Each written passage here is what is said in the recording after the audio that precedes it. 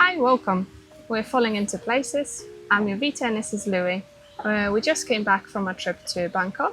We stayed on Khao San Road, and in this video we'll talk about our experiences and what we've learned, and we hope this will help you plan your trip to Bangkok. We spent 5 days in Bangkok. It's not easy to make your mind up of where you want to stay in Bangkok because it's so huge, and the way we planned our trip, we thought we wanted to stay in an area that's quite lively. There are things to do in the evening. It offers cheap food, cheap drinks, and it's close to the main attractions we wanted to visit. And that's the best recommendation we can give to anyone. First of all, get into Bangkok from the airport. The quickest and cheapest way is getting the S1 bus. That's a public bus, and you can find it on level 1, entrance 7 outside the airport. When you arrive, you will be in level 2. You've got to navigate your way down to level 1, entrance 7, you walk out, and it's about 100 yards out. You'll see it. All the signs are there for the S1 bus. That's 60 baht per person. You'll need that in cash on the day. So before you leave, make sure you change up some money, just even for that. Yeah, the bus is meant to be running very often. However, what we found is that during the traffic times, there might be a bit of a delay. We stayed in near Khao San Road. Khao San Road is known as the party street or backpackers heaven. It's just very cheap. There is loads and loads of nightclubs, and it's very, very loud. It's great to experience when you've never done anything like this before. It's interesting to walk through to look at everything. However, I would not recommend booking any hotels on that road. It's just too loud. So yeah, avoid that street. We usually had a drink just the street up from that. It's called Tanah Rambruti Road, and that's where we really enjoyed our evenings. So we stayed on Rambruti Avenue. It's a couple of streets up from Khao San Road, so you're in the district where you get all of the cheap food, cheap drink and nightlife, but you don't have to be close to it, so you won't lose any sleep. We stayed in a hotel which was £20 a night, English pound a night, which we thought was quite a good deal. It's a huge hotel. It's got 2 rooftop pools, which we would advise because we use them every day because it's so hot and humid in Bangkok. Go out in the morning, do your stuff, and then in the afternoon you can come back and cool down in the pool. Yeah. That's just off the main strip where you walk out the hotel on Rambruti Avenue and you've got a whole nother road of more food, more drink, shopping if you want it. It was a bit calmer. It had this little nice atmosphere. Calmer, yeah. There were a few people hassling you just outside the hotel, but it wasn't. It's like anywhere in Bangkok. Someone's going to try and sell you a suit or sell you food. Things we've done, we'd recommend while in Bangkok. We went to the Grand Palace, which also has the Emerald Buddha there, which is a beautiful place to go. Very photogenic, beautiful details, loads of hours of work went into it. It's colourful, it's very stunning. So that costs 500 baht per person, which is around £11.50. With that ticket price, you get to visit 2 museums, which are not located on site, and 1 masked dance theatre performance. You can get a bus directly from the Grand Palace that takes you to the theatre show, but there is only 3 per day, 1:30, 2:30 and 4:30. Yeah, so we went on separate days. We went to the 2:30 showing and we got there late by accident. We got there at 2:15 thinking we might miss out, but there was lots of seats, lots of space, and it was fine. We got straight in. So there is only 3 per day, remember that, and the theatre show is definitely worth checking out. Yeah, we really enjoyed it. It was a beautiful show.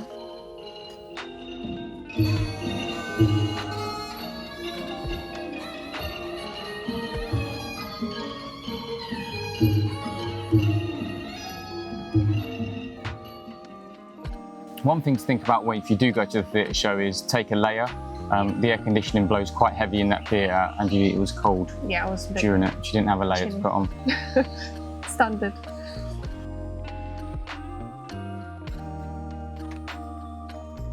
One other thing with the Grand Palace is you have to be wearing suitable clothing. So in all of Asia, most temples, you have to be wearing at least a t-shirt, no crop tops, no shorts, long trousers. So you need to remember to wear that there. They won't let you in. There's literally security there that will stop you unless you're wearing the correct clothing. So there is a possibility of renting the clothes when you're at the Grand Palace. It is 200 baht per person. There is a lot of people trying to sell you the clothes. We don't know how much they are, but we would just recommend bringing your own clothes. That's the best way. Even if of you going buy yourself a about it. nice tiger print, loose fit trousers from the market, it'll be cheaper and easier to wear. That's it. Another thing we've done that I would highly recommend is Mahanakan Skywalk. It's the tallest building in Bangkok. Yeah, so this is 880 baht per person, which is £20, but it is like a new world in there. You walk in, it's like airport security. One thing, you can't take many bags up. It was just a small camera bag is the only thing allowed up, no water. You get in this cool elevator which has all animations. It's like an interactive elevator. You go all the way up to the 74th floor. That's got a viewing deck, 360 degrees. You can walk around, buy a postcard, Yeah. gift shop, everything you'd expect. Then you go up another 4 floors to the 78th floor and you have a glass bottomed walkway where you can walk across, which might make your leg shake. Yeah, a little bit, yes. It was a little bit scary, but you've got to do it. But the views, the reason why we would recommend is the views are incredible. And You can see all of Bangkok from up yeah, we really, really enjoyed it. There are different times that you can book for. So the 880 baht per person is for the day ticket. And then you also have the evening. And that was one thing that everyone always kind of Yeah, we didn't know about. whether to go evening for the sunset or in the day. We decided to go in the day because it was going to be cloudy in the evening. We planned to go. Yeah, so the few days that we've stayed in Bangkok were just the weather wasn't the best in the evenings. But the day ticket is still worth it. When you buy tickets online, there are multiple sites that sell them, so just watch out for the price of them. We bought tickets from Klook. Klook. It was 880 baht, and we thought, oh, we got a great deal. No, it's the same price as you can buy it from the official site. So the official price should be 880. If you get anything more, that means it's not right. But just remembering that the evening prices are slightly more. Yeah. If you want to go for sunset, you do have to pay a little bit of a premium for it. Chinatown, that's the next thing we've done, and we loved it. Yeah, so it's amazing. It's like this lively, busy area, as you would expect in Chinatown. There's bars, there's food. The main thing is the food. There's everything you could ever want there. Sweets, desserts, barbecues. We had a dinner before we left, which wasn't the best of ideas. We only tried a few things like, was it fried bananas, satay chicken. Yeah, we only tried a couple of things, but what we'd say, if you can, is go on one of your first nights in Bangkok, go and experience it, try some things, and note down anything you want to go back and try, because we preferably would have gone back, but we just didn't have time to go back. Let's talk about prices. So the cheapest coffee we found was 35 baht per person, but that was off of the street vendor. Coffee from the shop was about 90 to 120. Vegetable pad thai was 40 baht. Meat pad thai started from 50. A large beer was 90 to 120. The cheapest one we actually found was 80, but that was on our little street. And then for a small, the cheapest one we found was 60. Yeah, so on the busiest streets, you'll find large beers priced really 90 to 120. 120 is max, is what you need to be paying. Just general tips. We tried to get a couple of taxis. It didn't really work out, maybe because of where we were staying, the congestion, and it was so busy. We called one on Bolt.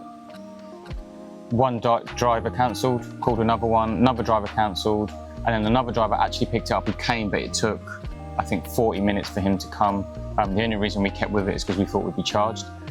When we tried to get taxi again, we tried it, couldn't get one. We ended up getting 2 Bolt mopeds, which was cheaper and quicker. The mopeds turn up in 1 minute, and it works out 2 mopeds are cheaper than 1 taxi, but you obviously have to be not scared. Brave enough to get on a scooter in Bangkok. So we also tried to take a bus from the Khao San Road.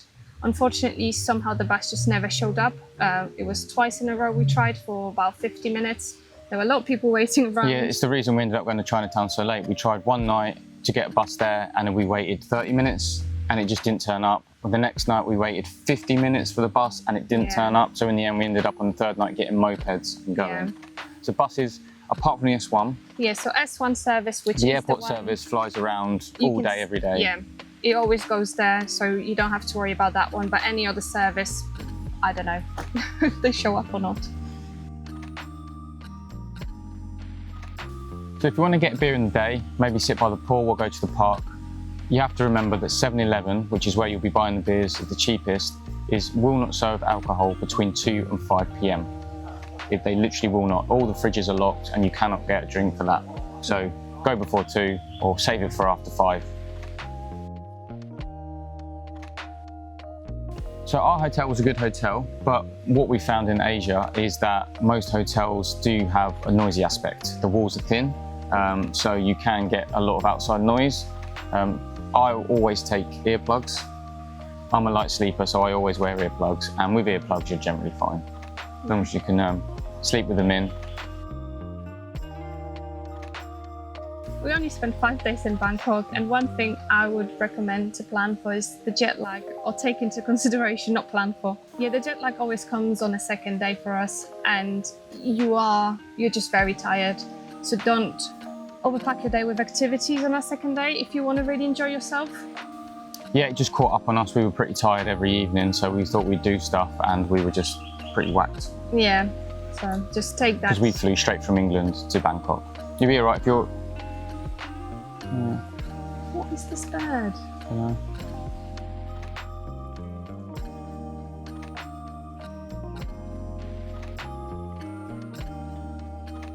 So, hope this video could be helpful in planning your trip to Bangkok. If you've got any questions, leave them in the comments and we'll answer them. Also, we are in Australia currently, and we will be sharing our journey from here. So if you're interested, you can just follow We've been us. in Perth for 1 week now. And we are planning to move somewhere else. Enjoy your trip to Bangkok.